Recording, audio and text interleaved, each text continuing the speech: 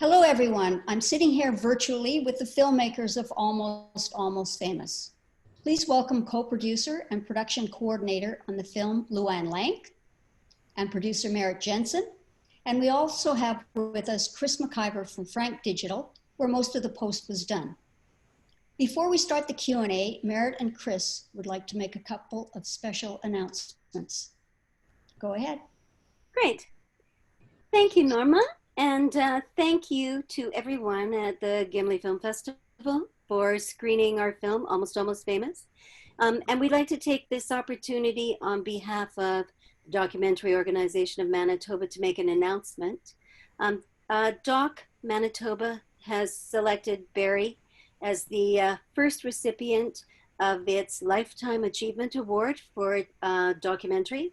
And we're really excited to be able to give this award to Barry, because there are very few people who have in this industry contributed in so many ways. I'm going to let Chris Mcivor speak a little bit more about what that award includes and also some of Barry's accomplishments. But once again, thank you so much for giving us this opportunity, and we're very excited to be announcing this award. Thanks, Merritt. I was lucky enough to work under Barry for about 10 years. I learned a ton from him, both in camera editing and on the business side. And he taught me a lot about the industry and about life itself, probably because of the type of work Barry did. He took his camera to some of the most tragic, desperate, and dangerous parts of the world, working on social justice documentaries. He traveled to Kosovo, Sierra Leone, Rwanda, East Timor, Russia, Vietnam, just to name a few. He was also a full member of the Canadian Society of Cinematographers, and was twice nominated by the CSC as Best Documentary Cinematographer for his work on the nature of things, along with winning many other awards that were around the office. One thing about Barry, as I said, he taught me a lot. But he was also incredibly generous with his time for others. He was also one of the founders of the film group and many other things he did for so many people. I've met so many people and worked with so many people in the industry right now, even who say that they were always given their first break by Barry or their first in to the industry by Barry. So we, as in Frank Digital, Merritt Motion Pictures, and as well as Luanne and Hannah, Barry's wife and daughter, have decided to set a fund for documentary filmmakers working in the social justice arena under Barry's name. And the first award will actually be named at the Give Me Some Truth Festival this year. It will actually be a cash prize for the filmmaker. That's fantastic. Very nice. And Mary, do you have more to say about the documentary award? Well, I think it's our attempt to try to recognize the contributions that people in Manitoba have made to the industry in Manitoba. And Barry was there almost from the beginning. He's contributed in so many different ways, and he has so many different achievements. He's worked in television, he's made a feature documentary, he's done, he has a huge history of making films for nonprofit organizations, for corporate sponsors. We made one of the first films for the Human Rights Museum. He worked with Steven Spielberg, and Luanne, you can tell me, but I think he did 300 interviews for Spielberg's Holocaust project. It's phenomenal history of accomplishment. And, and producer, his company was one of the top companies in Manitoba for many, many years. Cinematographer, director, producer. I mean, I think it's really a pleasure to be able to recognize all the many ways that Barry contributed. And also, I think, as Chris said, he was someone who stepped up to make sure that he was there to make a difference. And when someone needed help, to make sure they got the help they needed. So what more can we say than that? Thank you so much. Well, I had the pleasure, of course, of knowing Barry all through my career and of working with him and Luanne on a couple of projects a long time ago when I was doing documentaries, but it was always a joy to do that. Okay, well, let's talk about Almost Famous. I guess my first question is, how did this come about? Where did the idea come from to do this film? Well, Maybe Luanne, you'd like to answer that. I'll start. Barry had a long-time friendship with Marty Kramer, who you see in the film. They were both North and Winnipeg boys that grew up together. In the film, you see that Marty was a tour manager. Actually, he met Burton Cummings. I'm sure everybody knows who Burton Cummings is. He met him as a teenager. He ended up becoming his tour manager for over 27 years. And after that, he continued that type of work. He was touring with very famous bands such as The Who, Led Zeppelin, The Stones, you name it, Marty did it. And Barry, had sort of lost contact with him, and Marty moved out to the West Coast. But then they reconnected about, 5 or 6 years ago. And Marty was telling Barry, well, I worked with the originals, like whether it was Roy Orbison. Now I'm working with the best Roy Orbison and other impersonators that are out there. And he kept bugging Barry to come out and see one of the shows. And Barry was really skeptical. He thought, well, it's going to be cheesy. I don't even want to go. But Marty kept bugging him and bugging him. So he ended up going out. He went out to Vancouver and he saw one of the shows. And it was quite a shock. He couldn't believe the caliber of the performers. They were all phenomenally talented. And he said, why aren't these people famous? Like, they're so close. Why aren't they recognizable? Like, they're just so good. So then Marty told Barry that they were going to be touring with a group, the same group plus a few others. And they were going to be doing the Class of '59, which was going to be the songs of that era. And they were going to be touring Southern Ontario, small town Southern Ontario. And if we wanted to go on and shoot. So that's how it all started. And that's what we did. Wow. Yeah, it must have been pretty crazy, though, that you were always recording in big halls. How big was your crew? Well, you know what? For the most part, it was just Barry and I shooting. Barry was shooting and I was coordinating. When we were in Southern Ontario for a week, we had a crew of 5 just because of the size of the venues. But the majority of the shoot, it was just Barry and I, whether it was in Hawaii with Bruno Mars's dad or in Austin at the Ameripolitan Awards or Vegas or Arizona. It was just the two of us. And yeah, we got a lot done and we loved it. We loved every minute of it. Well, I think it shows that your love for it. But, I was amused by Marty because of his frustration. It was like herding cats for the guy. One guy would not come because he's waiting for his food. Another guy just didn't feel like getting on the bus that day. It was just crazy. That was one of the best parts of the film, of course.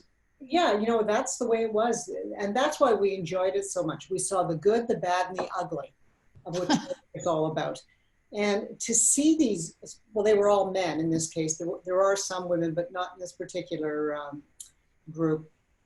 The infighting, the pettiness, the personalities, but they were also pranksters. So when they were in good moods, they were always teasing each other and doing pranks.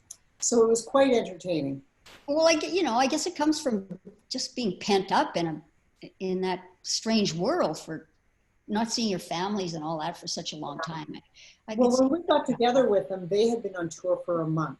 So tempers were very, very short. They were at each other's throats and they wanted to kill each other. Luckily, they didn't. And Marty was the one that had to try to corral everybody. Yeah. And that's a difficult job. I'm interested too on the music rights. Like that must have been very difficult and also very expensive. Norma, that was probably the most difficult part of the whole production. Right from the get-go, we knew the songs that we were going to need to clear because we had their set list of what they were going to be singing everywhere. We started trying to clear the music right from day one. And let me tell you, it was a challenge. Unbeknownst to us, for example, Elvis, all the Elvis songs are owned by the Elvis estate. And they're very restricted as to how and when you can use any of those songs. in the end, we were only able to use one song that Elvis sang, and that was How Great Thou Art, which is a gospel song that is not owned by the Elvis estate. For whatever reason, they love Ted Torres, like our Elvis impersonator in the show. They think he's great. They support him in so many different ways, but they refuse to do anything to do with promoting impersonators. They have a real bugaboo about it.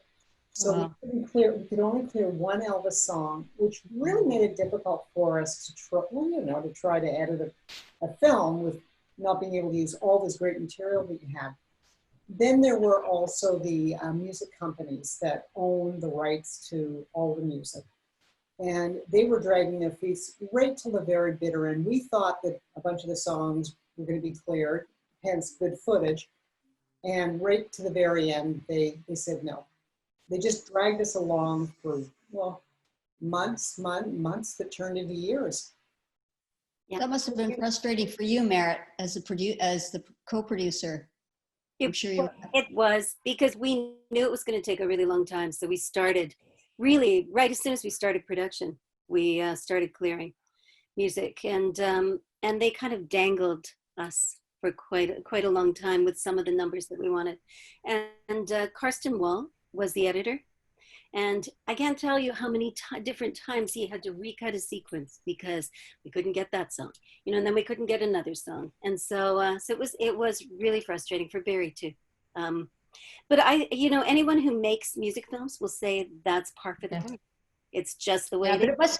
It must have been especially heartbreaking though, because Torres was such a really interesting, beautiful, complex character. I think, like he was so thoughtful and sincere, and I'm sure you have footage that you would have killed to use. I mean, they have amazing footage of him performing all kinds of numbers.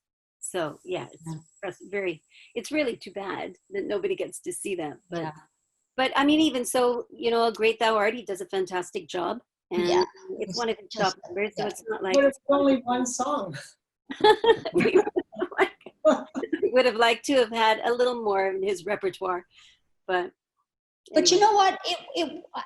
I mean, I could say that I didn't miss it. Like until you said that, I thought, oh, that's right. We only heard one Elvis song because his presence was so strong, Torres, and his doing that one song was so beautiful that maybe that's all you needed of him. Yeah. But now I have to ask you the Bobby Brooks Wilson story. That was incredible. You didn't know that going in? We didn't. We found out once we started filming with Bobby. The problem that we ran into though with Bobby's story was because he went into foster care, there were no pictures, no video footage, no family, no one to talk about his story. So all those early years, there was nothing to show. And as you know, in a film, you need visuals. Luckily, just to bring you up to date on what happened with Bobby, he connected with, the Jackie Wilson family, and he made this incredible connection with Thor, his brother Thor. And it was really, really quite nice, and it was exactly what Bobby needed. Unfortunately, Thor passed away during the filming of the documentary of a brain aneurysm. And he was really the cement for Bobby. Unfortunately, when you have a large family, and especially if there's any money that might be involved, a lot of the other family members didn't want to let Bobby in because that would mean there'd be conflict and maybe more splitting of whatever there was left. Right. So unfortunately, he doesn't really have that great of a relationship with the rest of the family, and Thor was really his main connection. Oh, so he sort of got a family and then lost it again. Yeah. Oh, that's also heartbreaking. I know. Yeah, that's too bad. Now, what about Lance Lipinski? Now he's, big show guy and carries the movie to a great extent. Did winning the Metropolitan Award, did that change his life at all? Did that help him out? It validated him. He started working as an impersonator, Jerry Lee Lewis impersonator at a very young age. He's extremely talented, but he's his own worst nightmare. I think winning the Metropolitan Award gave him the recognition to pursue the rock, his solo career as a rockabilly artist. And he does a lot of those shows. Unfortunately, he over the years made a lot of money, and the money that he, when he was doing $1 Million Quartet and a lot of other big shows, he poured all of that money into making his album. And the album hasn't been as successful as he had hoped. But the Metropolitan Award did do him a lot of good, that he does feel very validated, his music is good, and that he could make a living off of a solo career. I mean, do they ever talk about the fact that their audiences are all older people? Yes, they do. Of course, in front of the public, they're saying one story about how much they adore their fans, but Lance will be the first one to say, do you know how depressing it is to look out in the audience and everybody is old? And whenever there would be a young person that would come into the audience, especially if she was female, it was like, oh my gosh, they'd never seen a woman in their lives. And they just, chase her down, and oh my, yeah. Wow. And so what are they all up to now, especially with COVID-19? Well, with COVID-19, that really changed everything for them. For example, Bobby Brooks Wilson was doing a lot of cruises, had a lot of shows booked for 2020. Everything's been canceled. Last I heard, he's performing in Vegas, where he lives, at an Italian restaurant for the patrons in the restaurant. I think it's probably quite demoralizing. And he, along with the others, are just waiting for things to, for COVID to get resolved and hopefully start booking things again. The one standout, though, is Ted Torres. He was a real guru with social media. So he's been doing all of these social media concerts, and he'll do Elvis, 68, 70, various times when Elvis was very popular. Huge following. He actually has a lot of middle-aged women and older that follow him on social media. They just love him. One of the things that he did recently, Garth Brooks, because of COVID, Garth Brooks promoters decided to record him live and show a live Garth Brooks concert at drive-in movies all across America. For $100 for a carload of people, they could come to the drive-in and watch Garth perform live. Well, Ted was chosen as one of the warm-up bands prior to Garth Brooks. So he was thrilled because he loves Garth Brooks, and it was great exposure for him. So he keeps... You mean Ted is Elvis? Yeah, Ted is Elvis. Ted is Elvis. Yeah. Oh, nice. Yeah. Well, it's a fascinating film. I mean, it is, you can see their lives being depressing in a way, but as they themselves say, once you get out there, you're performing, which is what you love to do. That's what was great about it. Yeah. No, they're all very talented. Ted, I think, is probably the most realistic. He realizes that he's got to capitalize on things now while he's younger, because he can play Elvis forever. Yeah. And I know that they all are pursuing, their own solo careers, but they also recognize that, the impersonation work is their bread and butter. Yeah. And their fans adore them. Yeah, they do. And when you listen to those stories that they share, when they relive those moments and what that music means to them, it's pretty significant. I think it's lovely, actually. And do they sell swag or anything at these events? Do they make money that way? They used to, but not anymore. I guess people aren't buying as much anymore when they go to concerts. Well, thank you for making the film. One last question. I just want to know what the future of the film, what you see as the future of the film being in terms of its distribution. Well, we have a European distributor that's selling it and sending it out. And we showed it in cinemas across Canada. We had to stop showing it because documentary channels started airing it. Cinemas don't want it after it's aired. We had a screening in LA, which did pretty well. So, it's having a life. But, good. Well, thank you very much for this film, and thanks for allowing us to have it at our Gimli Film Festival. It was just a pleasure. Thank you so much. Well, thank Thank you. you. Thanks, Norma. Take care. Stay safe. Bye.